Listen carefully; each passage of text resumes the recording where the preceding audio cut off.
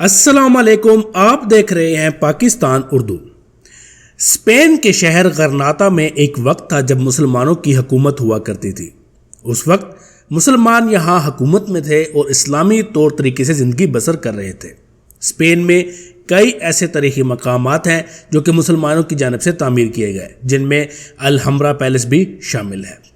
1330 میں آخری مسلم بادشاہ یوسف اول کی جانب سے یہ بنایا گیا تھا۔ اندلس کی ملکہ ایزابل اور فرنینڈو کے حوالے کر دیا گیا کیونکہ مسلمانوں کا دوران ان دنوں ختم ہو چکا تھا اور آخری بادشاہ نے جنگ کے بغیر ہی ملکہ کے آگے گھٹنے ٹیک دیے۔ عیسائیوں کی حکومت قائم ہو گئی اور 1492 میں عیسائی اس پورے شہر پر، پورے ملک پر قابض ہو گئے۔ آخری بادشاہ نے گھٹنے ٹیکنے سے پہلے ملکہ سے معاہدہ کیا تھا جس کے تحت مذہبی ہم آہنگی اور مسلمانوں کے جال و مال کی تحفظ کی ضمانت لی گئی تھی، لیکن چند ہی ماہ بعد مسلمانوں سمیت یہودیوں کے لیے بھی یہ جگہ تنگ ہو گئی۔ صورتحال یہاں تک خراب ہوئی کہ مسلمانوں نے بغاوت تک کی لیکن ناکام رہے۔ یہی وجہ تھی کہ بعض رضاکارانہ طور پر مراکش چلے گئے جبکہ کچھ لوگوں کو بے دخل کر دیا گیا۔ صورتحال یہاں تک پہنچی کہ مسلمانوں کے مذہب کو زبردستی تبدیل کیا گیا، قتل کیا گیا اور مسجدوں کو گرجا گھروں میں تبدیل کیا گیا۔ 20ویں صدی میں مراکش اور دیگر مسلمانوں کی آمد کا اسپین میں سلسلہ دوبارہ شروع ہوا، یعنی ایک بار پھر مسلمان اس تاریخی شہر میں آنا شروع ہوئے۔ غرناطہ کے مقام پر آج بھی ان تاریخی مساجد اور مسلم عمارتیں موجود ہیں جو کہ برسوں پہلے گرجا گھروں میں تبدیل کر دی گئی تھی یا پھر انہیں بند کر دیا گیا تھا، لیکن آج بھی ان میں مسلمانوں کے رہن سہن اور طور طریقے کی جھلک نمایاں ہے۔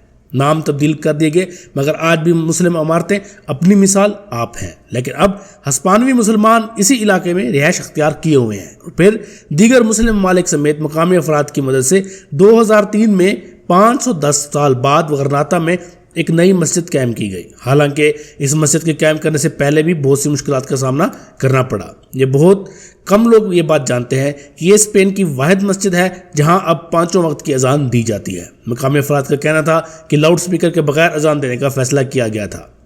ہمارا خیال تھا کہ اذان کی آواز سن کر لوگ پریشان ہوں گے کیونکہ اس وقت یہاں زیادہ تر غیر مسلم تھے، لیکن جب اذان دی گئی تو لوگ گھروں کی کھڑکیوں اور بالکنیوں سے باہر نکل کر اذان کی آواز سننے لگے اور ان کو یہ اچھا لگا۔ اسپین کی اس واحد مسجد میں دیگر مشہور مساجد کے ڈیزائن کو بھی اپنایا گیا ہے جس میں مسجد صوفیہ، مسجد قرطبہ اور مسجد اقصی شامل ہیں، جبکہ اسی مسجد میں خواتین کے لیے بھی ایک حصہ مختص ہے جو کہ الگ الگ دروازے سے داخل ہو کر اپنی عبادت کر سکتی ہیں۔ اس مسجد کو مسلمانوں کے لیے تعلیمی اور کلچر سینٹر بھی بنایا گیا ہے جہاں ایک بڑی لائبریری بھی واقع ہے اور اس مسجد کو گرینڈ مسجد آف غرناطہ بھی کہتے ہیں، جبکہ مسجد میں فوارے اور درخت بھی موجود ہیں جو کہ قدرتی حسن کو خوب نکھار رہے ہیں، ساتھ ہی اس کے ساتھ ہی مسلمانوں کی تاریخ کو ایک بار پھر زندہ کر رہے ہیں۔ اسپین میں ایک وقت تھا جب مسلمانوں کی فل حکومت تھی۔ اس وقت مسلمان اسپین میں تعمیر و ترقی کو لے کر خاصے سنجیدہ تھے۔ یہی وجہ تھی کہ اس وقت کے بادشاہ عبد الرحمن اول الداخل نے 8ویں صدی میں یعنی کہ 786 میں مسجد تعمیر شروع کی۔ جنوبی اسپین میں مسلمانوں کی اہم علامت ہے جو کہ مسجد قرطبہ کے نام سے مشہور ہے۔ مسجد قرطبہ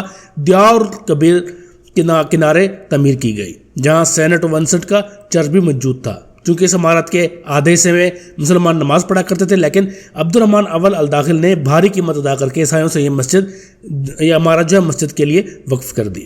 80,000 دینار سے تعمیر کی جانے والی مسجد 2 سال میں تیار ہوئی، جبکہ اس کے مینار اور سٹرکچر کا کچھ حصہ اس قسم کا ہے کہ سب کی توجہ حاصل کر لیتا ہے۔ 1400 سے زائد ستونوں پر مشتمل اس مسجد کی عمارت کے ستونوں پر دوہری نالی محرابیں نصب کی گئی تھیں۔ مسجد کے مرکزی حال میں فانوس تھا جس میں بیک وقت 1000 چراغ روشن ہوا کرتے تھے۔ یہاں سنگ مرمر، ہیرے جواہرات کا بھی استعمال کیا گیا تھا۔ در و دیوار اور فرش کو خوبصورت پتھروں سے مزین کیا گیا، جبکہ اس میں 21 دروازے موجود تھے۔ مسجد کا ممبر خوشبودار قیمتی لکڑی کے 36,000 ٹکڑوں سے بنایا گیا تھا جنہیں جوڑنے کے لیے سونے اور چاندی کی کیلیں استعمال ہوئیں، جبکہ مسجد کی دیواروں اور چھت پر خوبصورتی سے خطاطی سے مزین قرآن مجید کی آیات لکھی گئیں۔ جبکہ 1326 میں مسلم حکومت کے خاتمے کے بعد اس مسجد کے ساتھ بھی ویسا ہی سلوک کیا گیا جیسا کہ دوسری مسجدوں کے ساتھ کیا گیا۔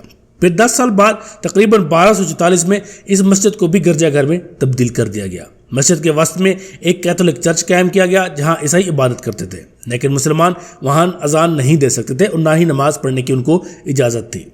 لیکن تاریخ میں یہ بات لکھی گئی ہے کہ 1931 میں جب شاعر مشرق علامہ اقبال اسپین میں پہلی مرتبہ گئے تو انہوں نے وہاں پہ اذان دی. یہ اذان اس مسجد کے در و دیوار پر 800 سال بعد سنائی دی تھی. صرف اذان ہی نہیں بلکہ نماز بھی ادا کی اور مسجد کرتبہ کے عنوان سے ایک نظم بھی لکھی جو کہ اس منظر کو اور تاریخ کو عیاں کر رہی تھی.